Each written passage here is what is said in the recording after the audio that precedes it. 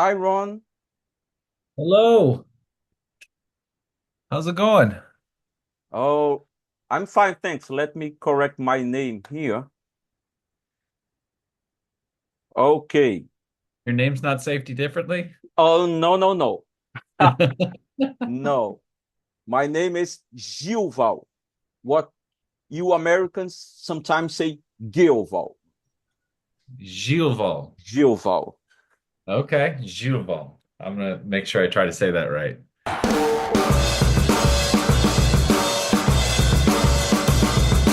We put this festival on you bastards with a lot of love. We work for 1 year for you pigs. And you want to break our walls down? And you want to destroy it? Well, you go to hell.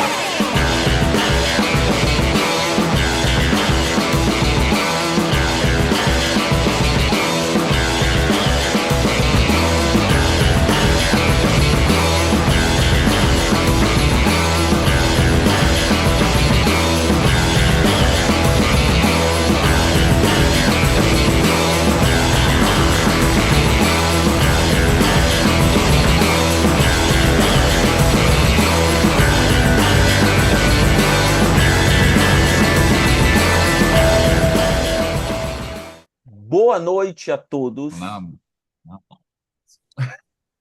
Que prazer enorme ter todos vocês aqui.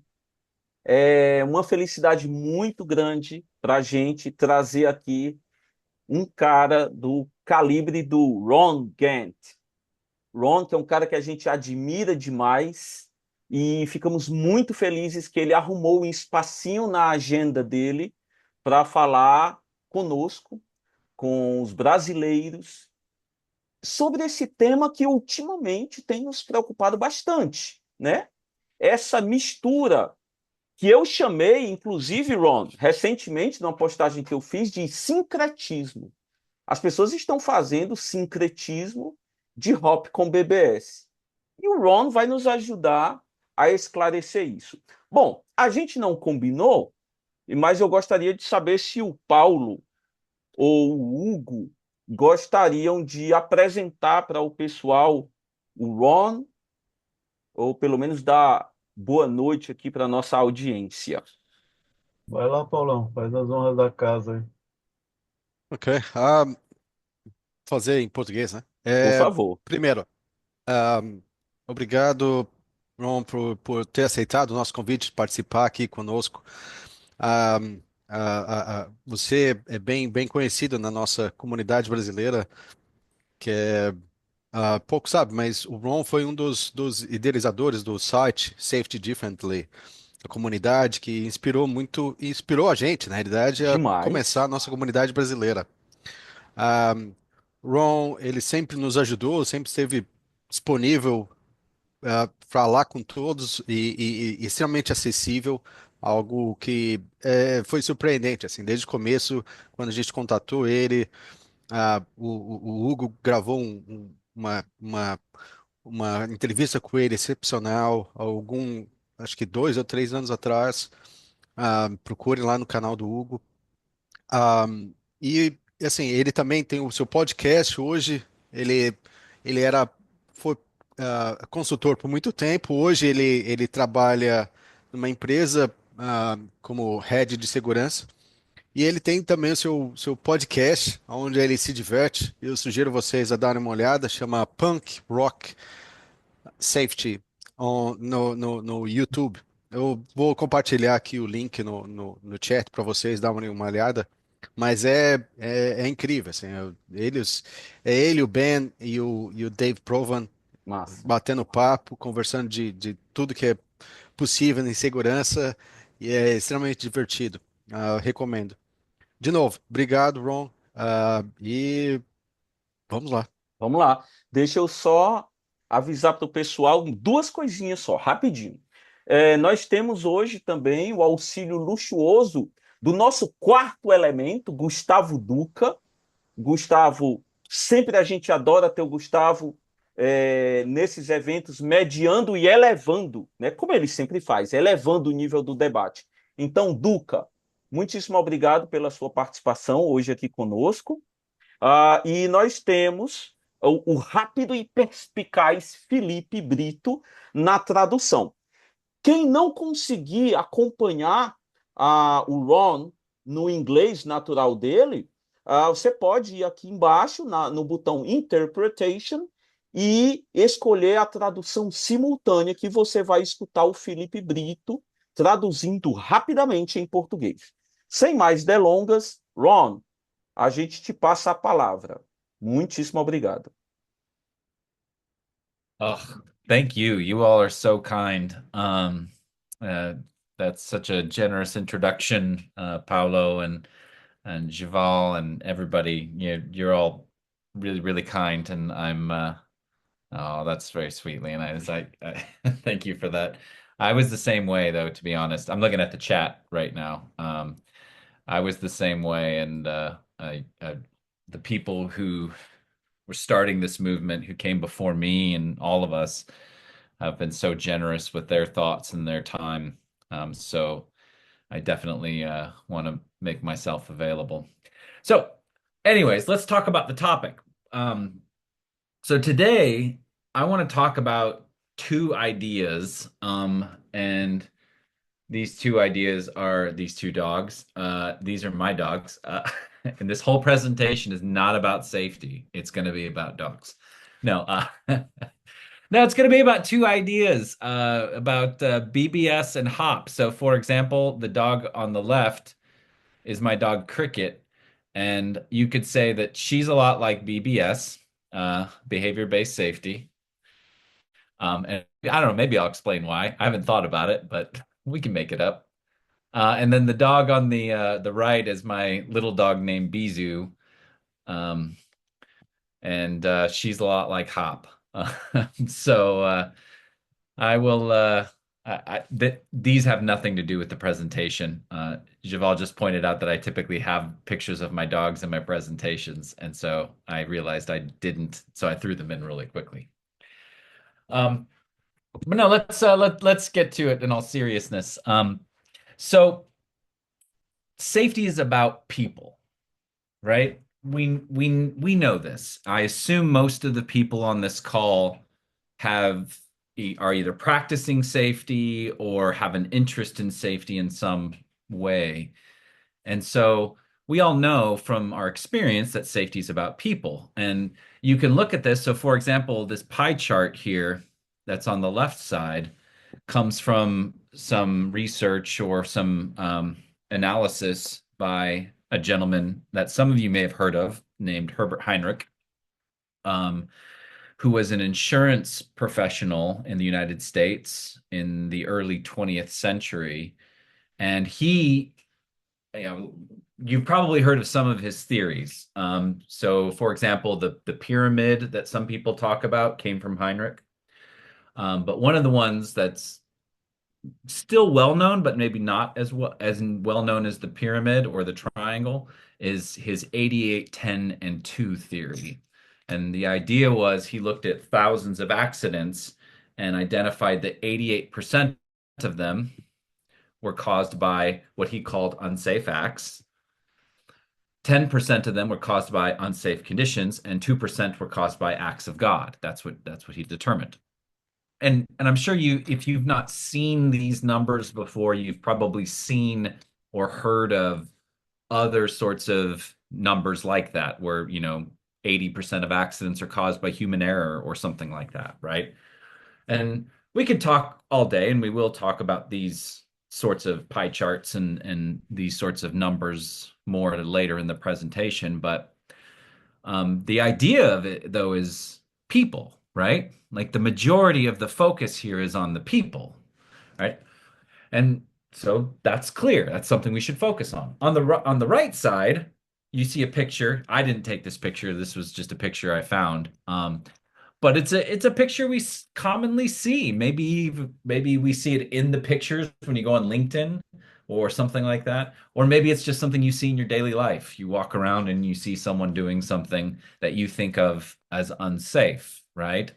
And so you can see examples of things that we think are wrong. And okay, in order to make safe that situation, in order to help these people be safe, I need to understand people, right? So it should be no surprise to us that we've spent a lot of time in safety focusing on people, right? And their contribution to making a system safe or unsafe, as the case may be. And so out of this sort of understanding that people are really important when it comes to safety, a number of ideas or theories have emerged, right? And I won't go into the history of it all because it's long and it's a little bit more messy than most people make it. But sometime towards the later half of the 20th century, a one kind of idea or theory emerged from a few different practitioners, people like Scott Geller, Tom Krause, Aubrey Daniels. They came up with this idea that came to be called behavior-based safety. And we'll talk about what that means in a little bit, but I think most people on this call have heard of it or maybe even been in an organization where it's been used. We'll talk more about what it actually is, or at least what I think it is, in a little bit. But that's one approach, if you think about it, to dealing with this issue, with this idea that safety is about people. Behavior-based safety. Let's base our safety approach on behavior. That's the idea of it. Another one that has emerged, you could argue it's much older than this, but people really became aware of it in safety in the late part of the 20th century and the early part of this century, which has many, many names. And again, it's a whole other presentation as to what those names mean. But HOP, we'll just call it HOP, human and organizational performance, right? And again, human and organizational performance, you can see how that's a theory or an idea or a perspective focused on safety, right? And focused primarily on human and organizational aspects of safety. And there's more. We're oversimplifying a little bit, but these two are probably the most commonly discussed, in my opinion, and from what I've seen in my experience. They're the most commonly practiced, the most commonly seen when you go into an organization, that an organization is, if they're trying to deal with safety from a human perspective, like dealing with the people side of safety, they typically will focus on behavior-based safety or HOP, or sometimes both, which begs the question that I really want to focus our attention on today, because as these movements have started to grow, a lot of people have been starting to talk about, well, is it HOP and behavior-based safety? Like, can you do both? Or is it HOP or behavior-based safety? Is it one or the other? Are they some people even say they're the same. So an example of this is the article that I took a screenshot of, and I know it's in English, but it's an article from a journal in the United States. It's more of a practitioner journal than an academic journal, but it's a journal from the American Society of Safety Professionals, and you can see when it came out. And what it says in the title is Integrating the Best of BBS and HOP, a holistic approach to improving safety performance. And the article goes on to say that, well, HOP and BBS can work together. You can do both, right? And so there's a lot of people who say you can do both. But on the other side, you see other people who say, well, no, you can't do both. They're different, right? If you do one, you're not doing the other, or you're making the other harder to do in some situations. And so, for example, you'll hear, some of you may have heard of Todd Conklin. He's a big proponent of that idea that you cannot do HOP and BBS at the same time. But of course, this is difficult for us. I mean, not all of us have all the time to really focus on, what is the underlying theory here? What's the underlying ideas? What does the evidence say? So how do we make sense of this idea of HOP and BBS and whether they can work together? And that's a tough question. And my goal today is that I'm hopefully going to help you or at least give you some tools that will help you think about this question maybe in a more, what I believe is a more productive way. Look at you with the links. You're amazing. You guys are amazing in the chat with the links. That's it. That's awesome. All right, so let's get to it. So the way I want to lay out this presentation is I want to spend a few minutes first just talking about what do we mean when we say BBS, behavior-based safety. And then I'll talk about what do we mean when we say HOP, human and organizational performance. And then I want to take a little time and almost step outside of both. And since it's about people, I want to take a minute to understand people, right? And okay, what are some of the challenges that people have? What are some of the issues that people have in, things like human error we'll talk about. And then once we know that, then we're going to come back and say, okay, knowing that, what does that mean for HOP and BBS and how they can work together? And so hopefully that will help us answer some questions and we can walk away with a better understanding of where this all sits. All right, so let's get to it. So first things first, understanding BBS, okay? So I'm, again, going to talk about what I understand to be BBS because I'm hedging a little bit. Oh, is there a question? I thought I saw a hand raise. But anyways, if you do have a question, feel free to raise your hand or speak up, or anybody on the panel, if you want to, bring up something, please do. You can interrupt me at any time. It's fine. So really quickly, when I talk about BBS, I really want to define it for you all the way I understand it, because one of the problems with behavior-based safety is that people will use that term, but it can mean very different things from one person to one person or from one organization to another organization. And so I think it's important that we define it, because if you actually do a Google search for behavior-based safety, usually one of the first definitions that shows up in my experience is the application of behavior science to safety. Well, if you think about that definition, that means behavior-based safety is everything, right? It's literally everything, because behavior science, that's any scientific method that applies to behavior, that's everything. So every time you're doing training, you're doing behavior-based safety. That makes no sense, right? So that's not a helpful definition in my opinion. So what you see here on this slide is my definition based on my reading of some of the literature on behavior-based safety, and primarily that first bullet point that behavior-based safety, or what I call traditional behavior-based safety, is using environmental contingencies and reinforcers to stop unsafe behavior and create safe behavior. Really quickly, I want to define what I mean by environmental contingencies and reinforcers. So if anybody here knows the history of psychology, you may know of people like B.F. Skinner, or others like, I can't remember his first name, but his last name was Watson, who is the founder of behavioral psychology. These people did many research studies to look at how incentives and punishments influence behavior. And they called these things contingencies and reinforcers. So, think of, the classic experiments are you would see a rat or a pigeon hit a button and they would get a piece of food, you know what I mean? Or they'd hit a button and they'd get an electric shock. And then you would see how that influenced their future behavior. And so traditional behavior-based safety took those ideas about how those sorts of reinforcers, whether it reinforced good behavior or punished bad behavior, influenced behavior and made, better or worse behavior, right?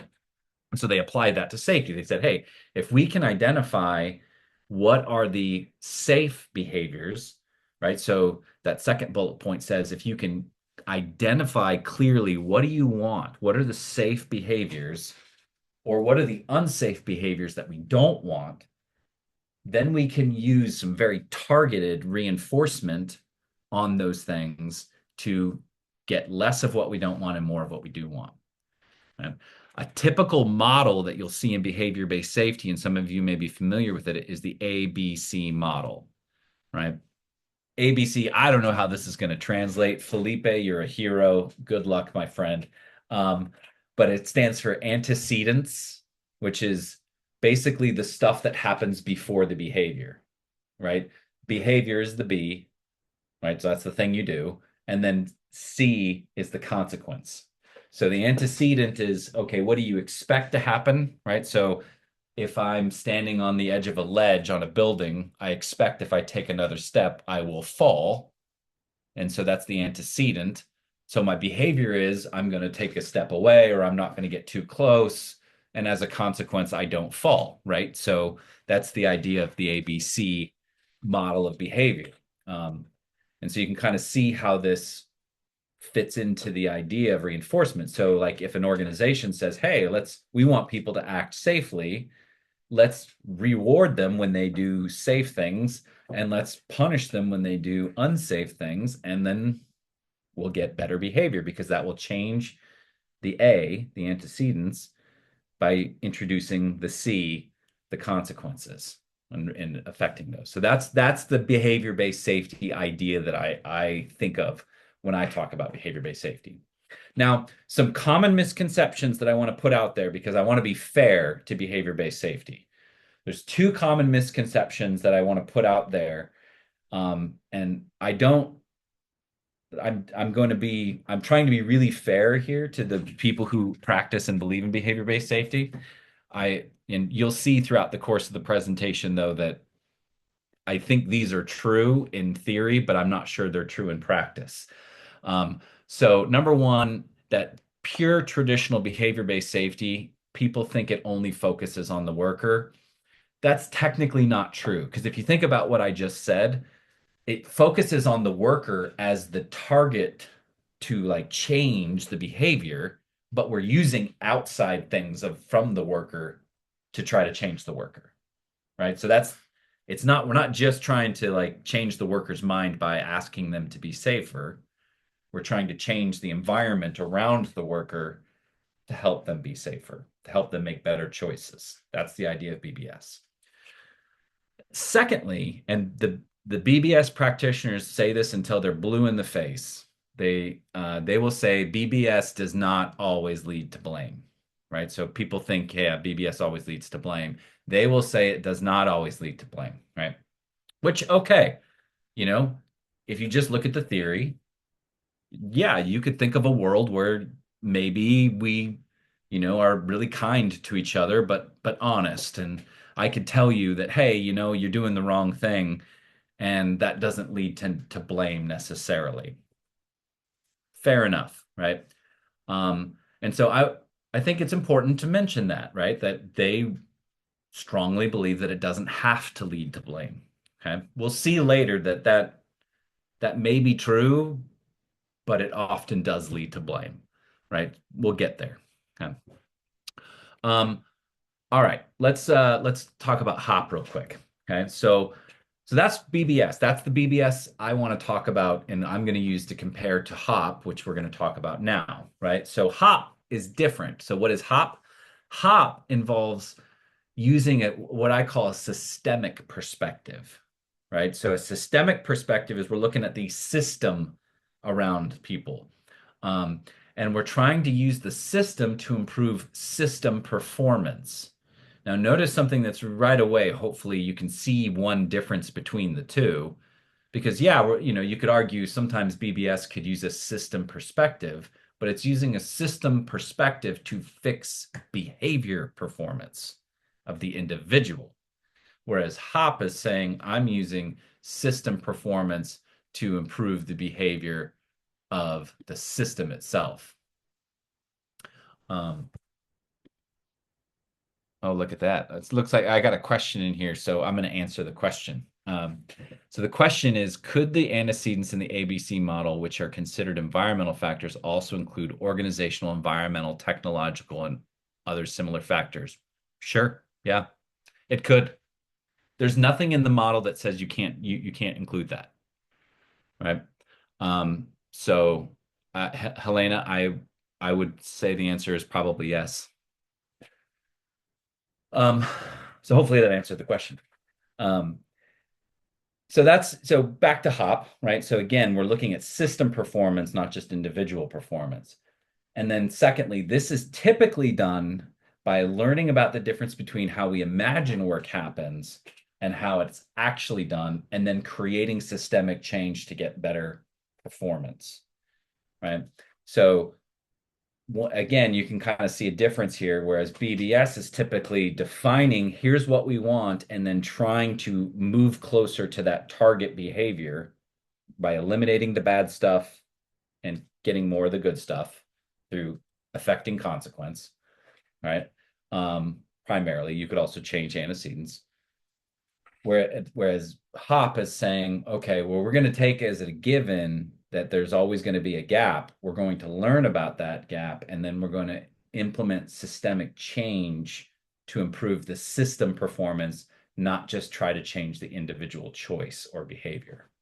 So that is a bit of a difference there. Now, I forgot to put in a slide on misconceptions on HOP, so forgive me on that, but I will say there are some misconceptions about HOP. So like number one misconception is people think HOP, you can't talk about behavior in HOP. And of course you can talk about behavior because humans are part of the system that you're trying to influence. They're not the only part, right? But clearly humans are in it and they're doing something, right? So we would call that behavior. So you can talk about behavior. In HOP, you just typically see that as one aspect of the system of many that you could potentially influence or try to improve. So that's one big misconception. Okay. I will leave it at there for now. So those are the two models that I want to talk about, right? So hopefully we all understand it. And we all are at least on the same page about what I mean when I'm talking about HOP or when I'm talking about BBS, right? And I tried to be really generous to both. Yeah, and you could have a lot of critiques of both, and that's totally fine. And I guess I should say, which I did not say, that HOP also can mean a lot of different things to a lot of different people. And so it is really important when someone says, oh, we practice HOP, it's important to understand what that means to them, because it may not mean the same thing to you. Similar with BBS. All right, so now that we understand that, I want to take a step back and I want to understand error, right? Because if that's the idea, that's the thing that we're trying to influence, then we should understand what it is and where it comes from, right? Or behavior or actions or choices or whatever we want to call it, whatever terminology makes sense to us. So what I want to use to help us understand error here is I want to use a psychological experiment. All right, so the wording I'm about to put up on the screen comes from a psychological experiment. It's a famous one, so some of you may have heard of it. But I want you to read it. I'll give you a few seconds when I put it up to read through it, and then I'm going to ask you a question, and I'm going to take a poll, and you're going to write into the chat what you think the answer is. Okay, so I'm going to ask all of you to answer. Okay? So here is the wording. So I will shut up for 20 seconds and allow you to read it.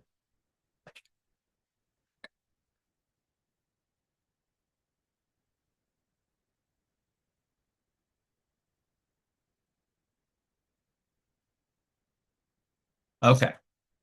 So hopefully you all know who Linda is now. I'm going to ask you a question about Linda. Which is the most probable? One, that Linda works at a bank as a bank teller. Or two, that Linda is a bank teller working at a bank and is active in the feminist movement. Think about your answer, and when you have an answer, type either 1 or 2 into the chat.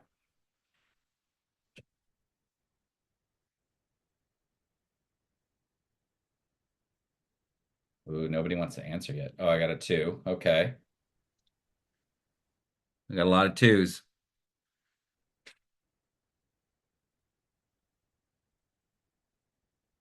Okay, here they come, fast and furious. Oh, there's a one. I got one. I got another one. You just changed your answer. Um, all right, cool. Yeah, this is good. You can keep putting them in there, but so it looks like we have mostly number two with a few number ones. Good, good. Oh, we're getting a mixture of them now. Um, the correct answer is number one, right? That is the correct answer. Now, let me explain why that's the correct answer. And I know some of you who chose number two, you're cranky at me now, and you're thinking, how could this guy tell me I'm wrong? How dare he? I'll explain that in a second. That's cheating. No way, she's number one. Uh, let's explain it, okay? The reason why number one is the correct answer is that I asked you a math question with words, right? I asked you about probability. And from a mathematical perspective, the probability of one event happening can never be less than the probability of that same event and one other event. Right? It's just not possible, right? It would be basically like me asking you, which is more probable, that you came to this webinar or that you came to this webinar and you had a glass of wine. Okay, well, I don't know how many of you are drinking glasses of wine, but it's impossible to have more people at the webinar drinking wine than there are people at the webinar, right? That's impossible. Hey, look at that. What do you think's in here?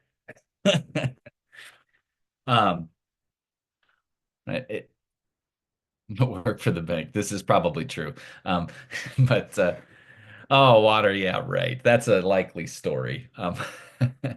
But no, so that is why number one is the correct answer. Now, those of you who chose number two, let's try to understand your error because you made a mistake. You made an error, right? And maybe you need to try harder next time or care more. That's possible. But let's see if we can understand your mistake because I think there's at least two explanations for why you made that mistake. So the first explanation could be that you're stupid. Um, it's possible that like you never know.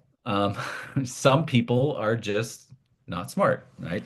I'm just kidding. That's not true. You're not.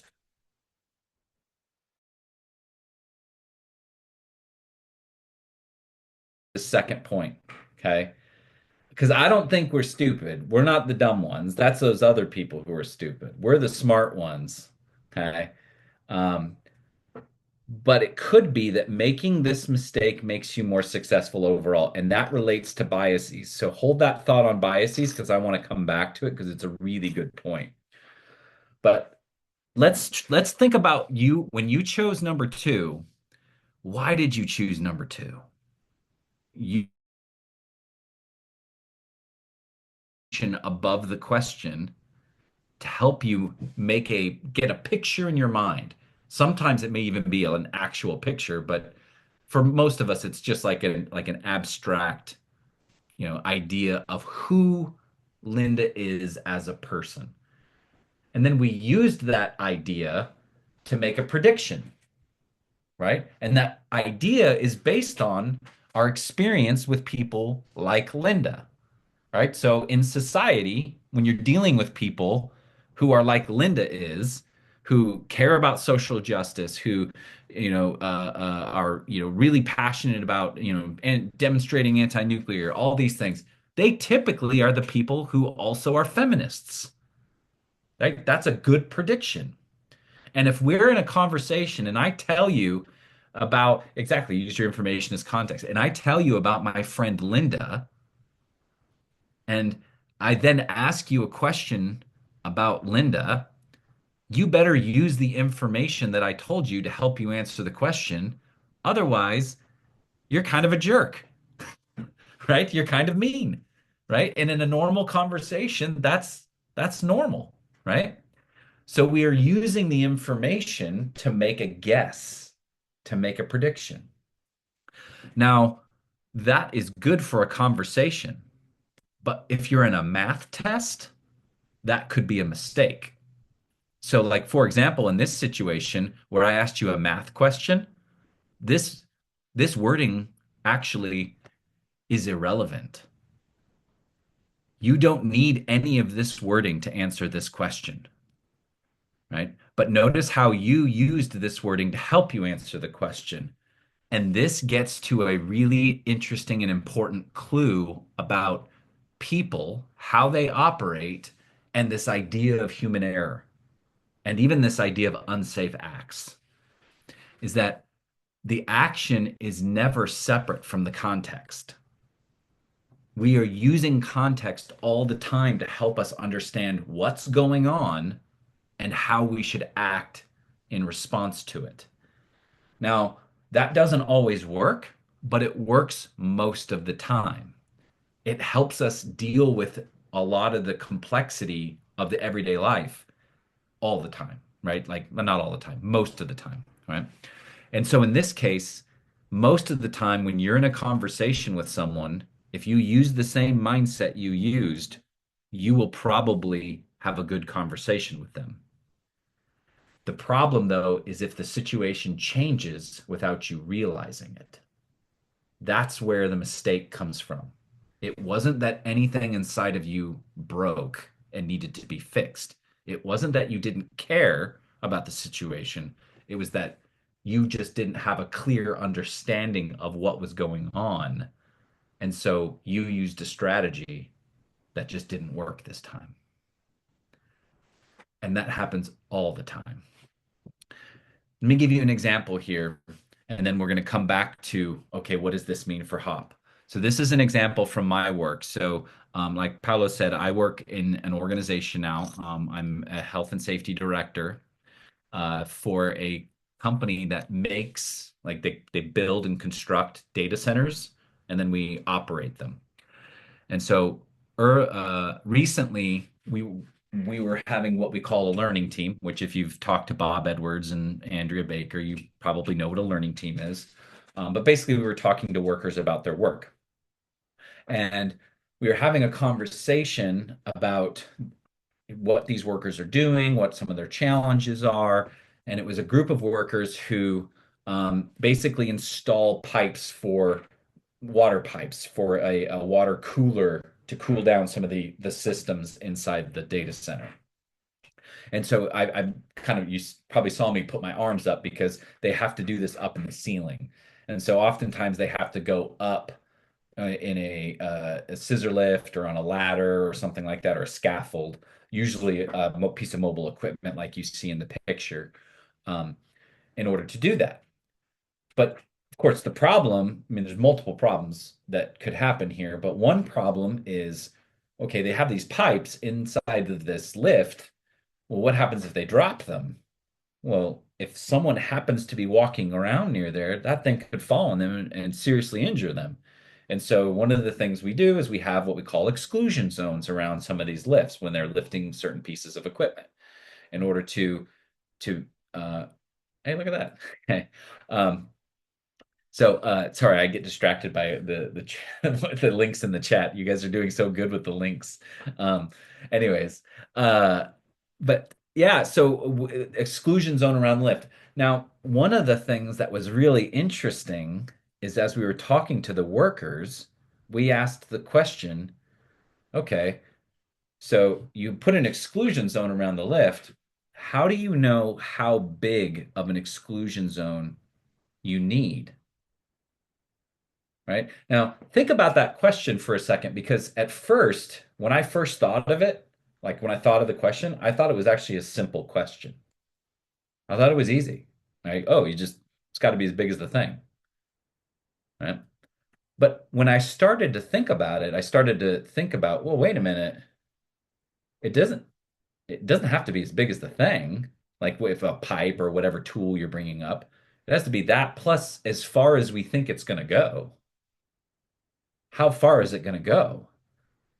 Well, that already you can start to think that's actually a complex or complicated rather calculation that one has to do in their head. How do I know how far this thing could go? Because there's a lot of variables. How high are we? What other things are there? Where is it? Where's the center of gravity? Many variables that could influence how far it goes out, right? So I was thinking of that because I'm a safety person. But when I asked them that question, you know what they answered it with? Oh, we figure out how much of an exclusion zone by going and talking to the people around us to see how our work's going to affect them. I wasn't even thinking about that, right? I wasn't even thinking about how their work is going to influence other people who are also working in that area. And they don't want to set up an exclusion zone that's going to interfere with other people's work. Now, this is interesting, and we could do a whole session just on this. Hey, good to see you, Leonidas. But or hear you or see you or read your comments, I guess. I didn't see you. But anyways, no, we could do a whole session on this alone. I think it's fascinating. But I'm just going to say one thing. We can probably say for certain that just thinking about how your work interferes with other people's work is probably not what we would say is the best way to create an exclusion zone. However, we didn't think about that. The workers were thinking about this problem on a different level than we were thinking about it. They were thinking about a piece of context that we weren't thinking about. So even though I think I would have probably come up with a better solution, it would have actually been a worse solution from that perspective. And only when we bring the two solutions together can we start to actually get what I would think is closer to a better solution. And so the point I'm getting at here is that humans, when they make mistakes, when they do unsafe things, they're not doing it because something broke. They didn't make this exclusion zone too small because their safety part of their brain stopped working. They made this decision because they were trying to meet other goals or deal with other pressures in the system, other challenges, things that were, difficult for them. And that we can say whether that's right or wrong, but it just is. That's normal. That's how people operate in the world. And so, with that in mind, I want to go back now and say, okay, knowing this, what does this tell us about behavior-based safety in particular, and that approach to safety using kind of the identifying safe behaviors and unsafe behaviors and creating reinforcement to eliminate it or to get more safe behavior. Let's go back and look at that really quickly, and then I will give you some what I think are some conclusions, and then I'll shut up and we can have a question and answer. So to me, the most important thing that I think hopefully is clear to us is if you go back to this pie chart that we looked at earlier, the idea that you can separate actions and call some of them unsafe from conditions makes no sense. How do you determine what is an action versus a condition? Because aren't all conditions influenced by actions? And aren't all actions influenced by conditions? And if that's true, these numbers actually aren't that helpful because it doesn't tell me about the world. It tells me more about the person who made the pie chart, right? And that's not useful for me when I need to go out into the world. And so this leads to some really important conclusions. And the first of them is that systems and behavior are inseparable. So the idea that I can take behavior outside of its context and look at it and say that behavior is bad or that behavior is good, and I need to change that, whether to get more or less of it, actually doesn't really work with what we see in the real world, right? Because all behavior is influenced by the systems it's in. Now, that so far, BBS practitioners would totally agree with. But this is where it gets really sticky. Because if that's true, then saying that a behavior is unsafe actually doesn't make sense. Now, that is sometimes challenging for people to think about. Any behavior that in any context, like you take the context out of the equation and you're only mentioning a behavior, you probably cannot think of a single behavior that is unsafe. The only thing that makes a behavior unsafe is if that behavior is applied into a context that is inappropriate. But if you take that same behavior and you put it in a different context, I bet you'd find it wouldn't always be unsafe. In fact, there may be times when it's actually safe, when it's the desired behavior, right? There are many, many examples of this. And people, and I guarantee you're thinking of trying to think of how I'm wrong, and you're thinking of situations like, oh, what about, not wearing fall protection? Um, yeah, but like, I bet none of you are wearing fall protection right now. Is that unsafe? No. Why? Because you don't need it. The only time you need to wear fall protection is when you're in a context that requires fall protection, when you don't have the appropriate, protection measures. Like I'm on like basically a third story of a building right now. So I'm exposed to height hazards, but I don't need fall protection. Why? Because I have a context that makes it so it's unnecessary. So me not wearing it is not unsafe, right? Is my point. So the point I'm getting at is that saying that that behavior is unsafe or that that behavior is safe is always going to be an oversimplification. It's always going to be an oversimplification. Now, don't get me wrong. I'm going to say in a minute why sometimes oversimplifications are okay.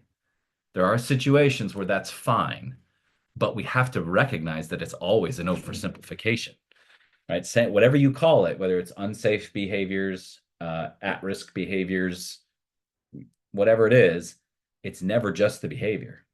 It's always the context as well, right?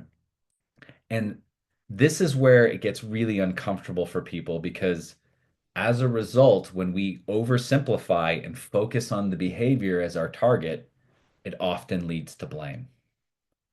And even though BBS practitioners will often say it doesn't have to lead to blame, sure, but it often does, right? Whether it has to or not, it doesn't matter. It often does. And I think that is a feature of the underlying idea or theory. And that's the problem. That's the challenge here. That's what makes this difficult. So does this mean we're wrong if BBS is wrong? Well, to me, I want to say a couple things and then I will sum it up and shut up. Is first off, I think that's kind of the wrong question, right? To me, I don't think about it like that's wrong and that's right. To me, the question is what's useful? What's helpful for us? And when would BBS be helpful and when would it be not helpful? And when you think about it that way, when you think about, okay, BBS is about identifying safe and unsafe behaviors, right? So when would it be helpful to do that? Well, I think we can think of some cases like, so one, if there's very clear risk with little or no ambiguity, you know for sure that that is absolutely a risk. It's well documented, well evidenced.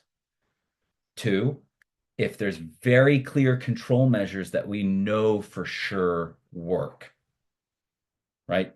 If you know, like there's no ambiguity, like that, if you do that, it absolutely works. It will deal with the risk. And then number three, there are very few confounding factors. Think of like resource issues or goal conflicts or constraints. If you have those three things, then I think you could make an argument that even though BBS is a simplification, it could work. Now, the problem is that's a really high bar. The only case I can think of myself is like seatbelts, because we know seatbelts work. We have enough data to say seatbelts work, and they're very simple. They're very straightforward. The costs of them are typically low, most cases. Um, and maybe in that situation, it could work. Um, and so I wouldn't say that BBS never works. It just only works in certain conditions, and we have to make sure those conditions are there. Now, that doesn't mean that hop wouldn't work in that same situation, though, right? So I think it's worth noting that even though we're saying that BBS could help us here, that doesn't mean hop wouldn't, right? Um, I think that's just worth mentioning. And then again, in other cases outside of those three conditions, if any of those three conditions are not true, BBS will start to have limited usefulness depending upon how much ambiguity or how much complexity is inherent in the work. And sometimes that limited usefulness will also become unintended consequences that could make things even more difficult. Um, so, so what does this mean? And then I see there's some good questions in the chat that I want to get to. So, can they coexist? To me, I think maybe, but like I think we have to be very cautious, very, very, very cautious, because I think too often people sort of hand wave it and say, "Oh, you can do both." But number one, they come from very different ideas about human behavior, right? And number two, BBS can have very significant unintended consequences that we have to monitor for and actively try to prevent, which to me, in my personal opinion, makes it not worth it. But I'm not going to say don't do it. I am going to say we got to be really careful, really, really cautious. So with that, that's basically the end of my presentation. So I see a question in the chat. I'm going to get to that. But if you have questions, bring them. I'm happy to chat more. Or if you have your own ideas or comments, I'd love to hear them. Ron, just a comment about coexistence. Uh, every company that we try to manage this, somehow BBS overcomes HOP, I guess, because there is a way of measuring, and the leaders, they want to measure, they want to numbers, so you can count how many BBS you did, you can count how many safe or unsafe behaviors you identified. Do you think that would be a reasonable reason, with the pardon of the pleonasm? Yeah, and I'm glad you mentioned that, because some of the unintended consequences that for the sake of time we didn't really get into are things like that, where BBS often becomes more appealing to management for, I think, two reasons. The first is what you mentioned, is it is far easier to measure. Um, it is far easier to, in like an audit, to point to, here's a process that we use. BBS, you could almost argue, is a practice, is a tool, whereas HOP is not. It's more of a mindset. It's more of a philosophy, right? So how do you measure HOP? I've been trying to do HOP for over a decade now. I have no idea, right? Like I have ideas on how to measure different aspects when some of the tools we use, but like how do I measure my HOP program? I'm I don't even know if that's possible, right? Like it's bizarre. And so that's really tough for managers. That's tough for managers to buy into, because if we think of it from their perspective, they're trying to, I mean, a manager's always trying to answer the question, how am I doing? How are we doing as an organization? And the problem is they don't have enough time to really thoroughly answer the question, so they need really quick answers to it, right? And that's why they want data, right? Because the data can help them get that information really quickly. You get a lot of information in a short time, is the theory behind it. And so, yeah, that hop's going to be less appealing than behavior-based safety. But there's a second reason, which is, I think, also present. Hop is far more likely to say that, hey, part of the problem here is how we are managing our organization. Whereas BBS is often more likely to say, yeah, leaders do get involved in BBS. There are things that often BBS practitioners will do, but they're often like model safety behavior. So when I go out in the field, I put on my safety glasses. That's not that hard. But if Hop is telling you, oh, actually, the way you are pressuring your organization inadvertently, despite your best intentions, is creating these conditions over here that's making it hard for people. Oof, that's tough to change, right? That's hard, right? And so I think that's part of the issue, is it it gives the leaders harder work, right? Stuff that the things they have to do is more difficult than BBS. Thank you. Um, all right. Let's see. Helena asked a question. I agree with all these items, but I still don't understand why, if we influence the antecedents, we are not influencing behavior and thus modifying the system and influencing behaviors with less critical errors. Yeah. So again, the key difference there, Helena, is we're not just influencing the behaviors. BBS begins and ends by influencing behaviors. That is the metric, and that's why it's easier to measure. So I can identify the target behavior and I can say, that's the behavior I want. And then did I get it? Yes or no? Makes it easier for me to measure, makes it easier for me to manage. Hop isn't saying that, because Hop is sort of indifferent to the actual behavior. It's sort of saying, are we getting the outcomes in a sustainable way? Right? Which is tougher, messier, and that's why you start to get people like, I don't know if I want to go down that route. I'd rather go towards a more definable approach, right? But I think it's important to recognize we didn't get to this. If we go to another layer of depth, the philosophical differences between Hop and BBS, the enemy of BBS is unsafe behavior. It is things that lead people to make bad choices, right? And so the idea is that I can make good choices or I make bad choices, and I just need to influence that choice. Hop is not saying no, the enemy is complexity. And what we need to do is help people make adjustments, which has nothing really to do with choice. It's more about how do we influence, and it's not just about the individuals, it's about the entire work system. And so I don't see them as the same. It's nuanced, I get it, but that's how I would see that question. Hopefully that's helpful. All right. Robson says, thinking about how to manage this change of mindset in organizations, remembering that the Hop philosophy is a new way of responding to the same old problem, would it be a good strategy to explain the differences, explain the practices that are out of line with Hop philosophy, and gradually seek adjustment? Good question. Maybe it would be my answer. It depends on where your organization is at. So if I'm understanding your question correctly, you're asking like using Hop philosophy as the benchmark and gradually moving closer towards it. That could work if your organization has bought into the philosophy, but that's not always the case, right? So, for example, most of the time when I work in organizations, I actually don't mention Hop at all. I don't even use the term.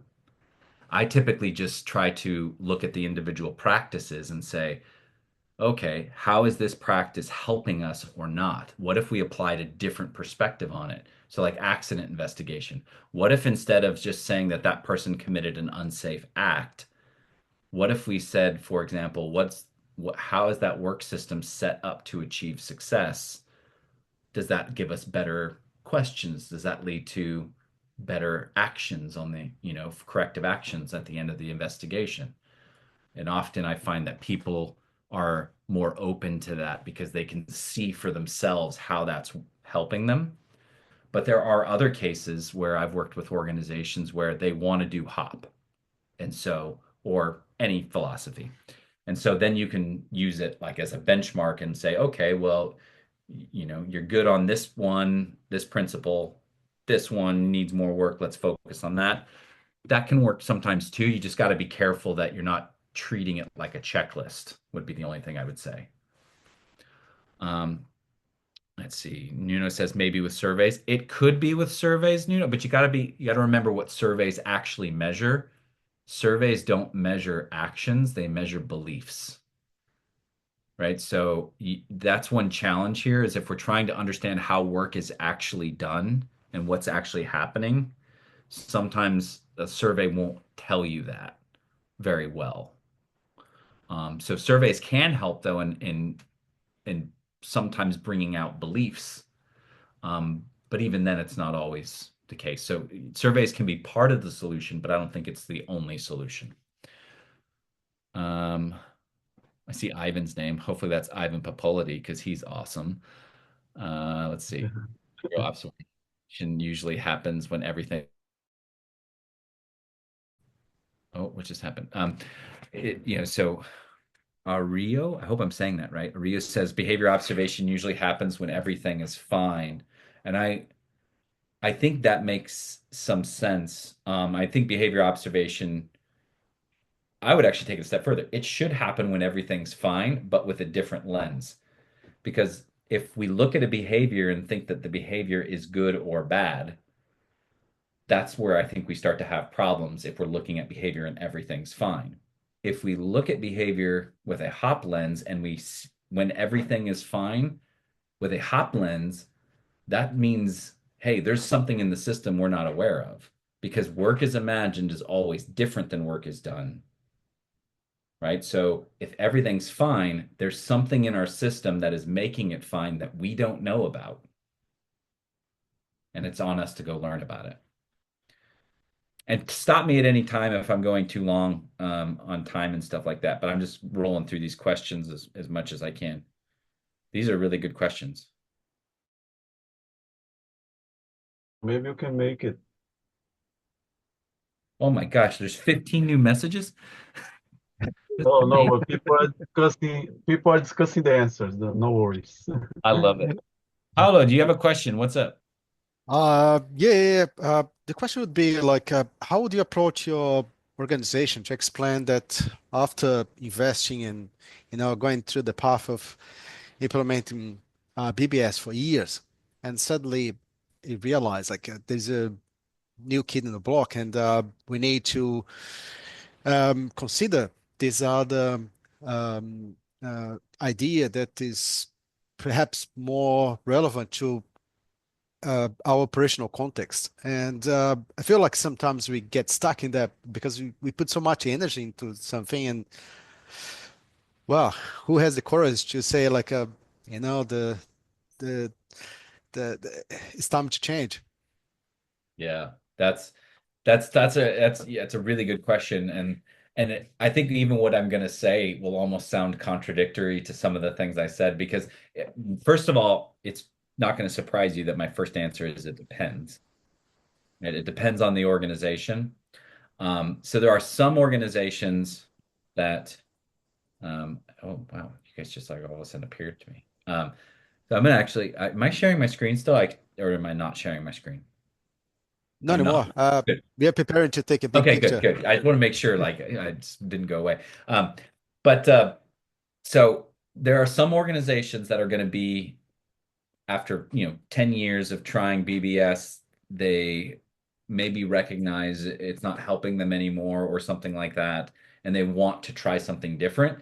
In that case, they already are bought into making change. More often, though, in my experience, it's you have an organization that is doing BBS or has to do BBS because either their corporate or customer requires it. And so they have to, or they're going to keep doing it. So you coming in and saying stop doing it isn't going to work, right? It's just not going to work. And so there's a couple approaches that you can do here, and you can do both. I've done both. I usually do them one, it depends on the organization, one at a time, but you can do technically both at the same time. The first approach you could try is you could suggest, hey, to help us improve our programs, what if we tried this hop piece over here in this one job site or this one crew or this one part of the organization? So you're doing a pilot project or a micro experiment just to try it out, right? So sometimes organizations are more open to making change if it doesn't cost that much, right? So rather than saying, hey, let's get rid of everything and try this whole new thing, you're saying, let's try this in one small way with very low cost, and you build, some wins that way. So that's one approach. The other approach, which I've tried and actually can work, is you can say, hey, as part of our BBS observation program, what if we changed the questions we ask? What if we got rid of these questions about whether that behavior is safe or unsafe and instead started to ask people about what are you working on? What are some of the challenges that you have? Do you have the tools you need? You know what I mean? Like you can start to build in hop philosophy into the actual program to generate better data for you, more qualitative data. And so you're actually starting to do hop without even saying you're doing hop, um, if that makes sense. So that's another approach you can try, and that approach sometimes really that approach is really effective if you're in an organization that can't change for whatever reason. As an aside, that can work for everything. That's not just BBS or hop or anything. That's like anytime we're all in positions where we can't change everything as much as we want to. Sometimes we have to live with the situation we're in. You can still make change sometimes, little small changes like that. Hey, can I, maybe I think our accident investigation process isn't good, but I can start to inject a few different questions into it. And sometimes those small changes can start to have big effects. Right? So the point is there's a whole range of options that you have that start from let's just make a small change on maybe the checklist we're using, or let's try a pilot project all the way up to, hey, leadership, I think we need to make a big change. Hopefully that helps. Other questions, or I can just keep going through the chat. Man, there's so much good conversation here. I will never be able to catch up with it. Oh, there is a comment here that Valdir is saying that he is implementing hop in his company without telling everybody that it's hop. So I will follow up with a question. Have you seen as a consultant or as a safety pro, BBS or other views dressed up as hop? Why I ask you? Because it's not rare when we are hired by companies and we start explaining the philosophy, the principles, and everything. People say, "Oh, we already have it," and then we realize that they don't. Yeah. No, I see that a lot. Well, and again, and I've had many conversations with BBS people, very well intended, and I respect them. They're very smart, but I think part of the problem is they often, and this is not them. This is not that they're bad people. This is a normal human thing to do, is our tendency when we are faced with new information is to try to identify how it's not new, how it's basically the same as what we're always doing, or something that we already knew about. That's a normal human response. However, that can blind us sometimes to important changes. And so I have seen it. And typically in those situations, I mean, it depends. If I'm just having a conversation with a friend, then it's a different thing. But if I'm in an organization, what I typically do is say, it's almost similar to Paolo's question, say, okay, show me what you do then. Let's go and look at it. Let's look at the actual practices and not just what's written in your procedure or process, but show me the actual cards. BBS often will have an output that is, observation cards usually, right? So there's an observation, there's cards that get generated.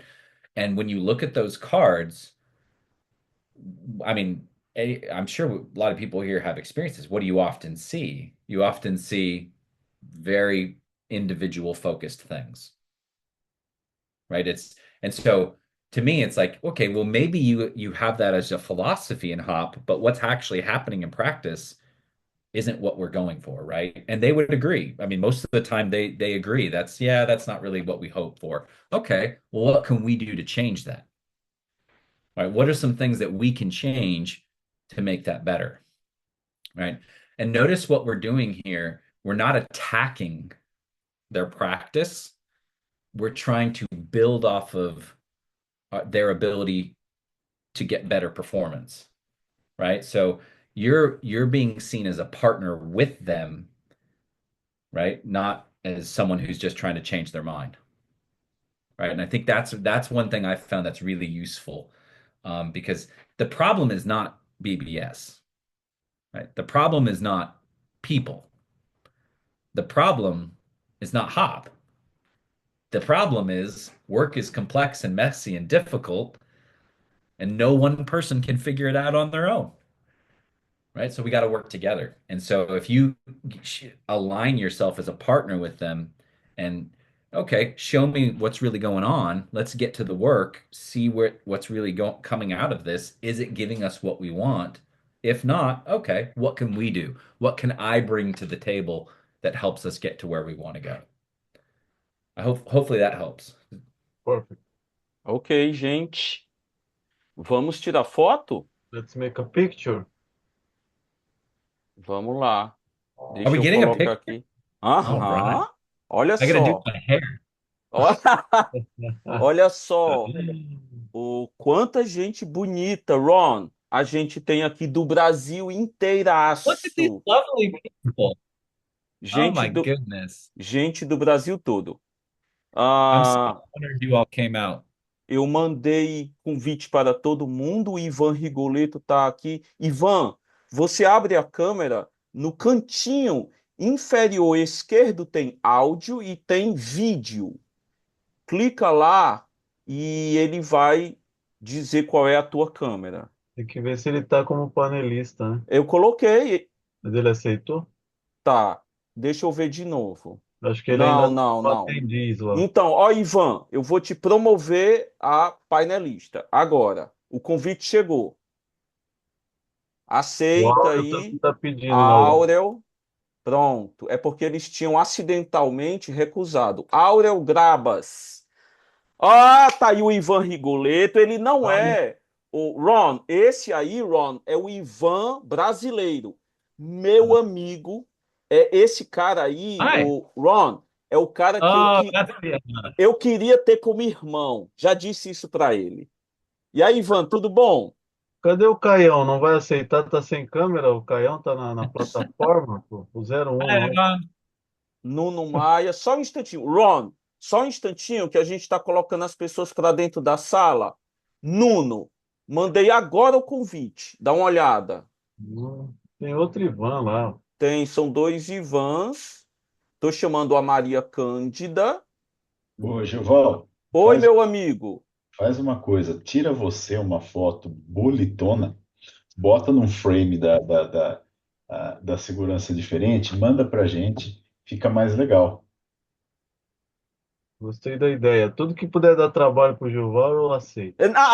Esse, Ron, esse é o meu sócio, tá? É que me coloca para trabalhar. Sua cabeça Gente, vazia é um perigo.